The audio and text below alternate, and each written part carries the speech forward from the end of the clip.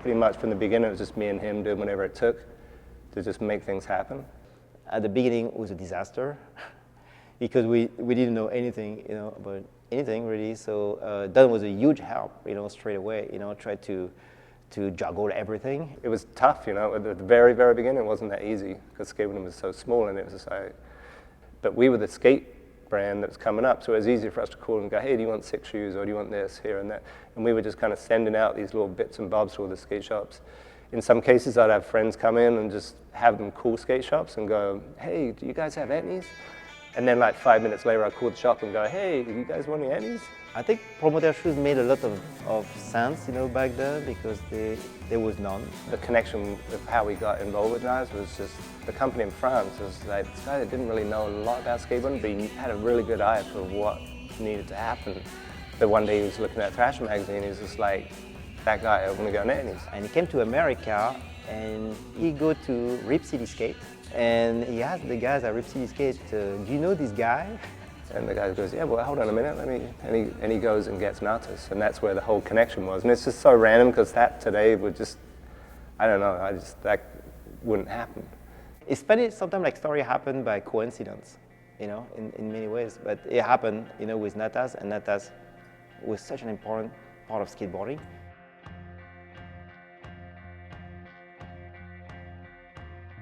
Pretty amazing. I mean, that really was a pivotal point, I think, in skateboarding. So it really goes hand in hand with that whole thing about, and that's what's so amazing with Etnies, is just giving back to skateboarders. I mean, at the end of the day, we're skateboarders, and we were sponsoring skateboarders and taking care of skateboarders, but there's kind of that whole deal about, why are you buying a shoe that you're supporting a basketball player that doesn't give a shit about you? And that's kind of where the concept of like, hey, do a pro shoe for skateboarders, and that money goes back to the skateboarders and helps support the overall skate community. My favorite skaters were wearing them. Julian wore them. I think everyone that Natas was affiliated with, Mickey Ray's, a lot of guys wore them. And I think they were based on a shoe I already liked. I think it was based on an Elise, if I'm saying that right. But because they weren't made for skating, the functionality wasn't very good. And an LS or a Converse or a Nike that, it was just made for basketball or something else. So this, you could finally get the same aesthetic value, but it addressed a lot of things that those other shoes never did address.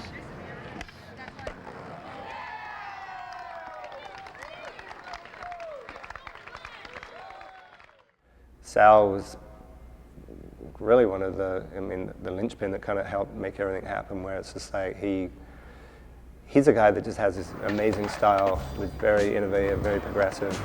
Like, no one was wearing straight red shoes back then, so it was just like, that was the identity. It was like, everyone was like, what the hell are those shoes? They came out with the wraps, which was highly influenced by the Natas. It looked very similar, but it was suede instead of leather with rubber all over it. It came in red, blue, and black, and I think there was a shortage of the other two. So my box got heavy with the red stuff, which I liked anyway. I thought it looked cool, and that's how I ended up wearing them in a lot of videos. We're still very small, still trying to survive. There was a transformation from the 80s to the early 90s where people started cutting their shoes, and we started making some of the shoes. And actually, one of the big shoes that really put Etnies on the map was the low cut. First, the red wrap really made its presence, and everyone bought those. But then it became like a lot of the guys would come in, like Chris Markovich we were hooking him up, and Mark Harblow and all these guys. And I started seeing that they were cutting the shoes down on the insides and then folding them in and duct taping.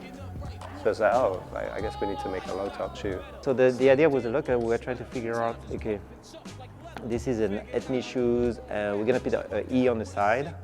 And I started designing this E, and it was kind of weird actually, I remember, because I had to figure out how to design the E, but the side of the shoe is never straight, right? It's more like an angle like this. So I had to design this E that kind of shape into an angle shape.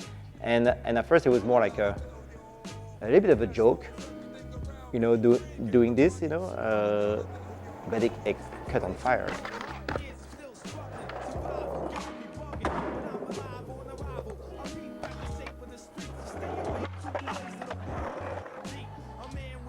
As much as Etnies was created in '86, it was really '91 that Etnies really came alive.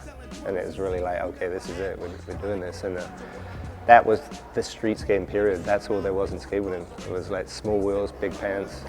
Etnies just went straight in there, just made it look good with beautiful, sexy shoes.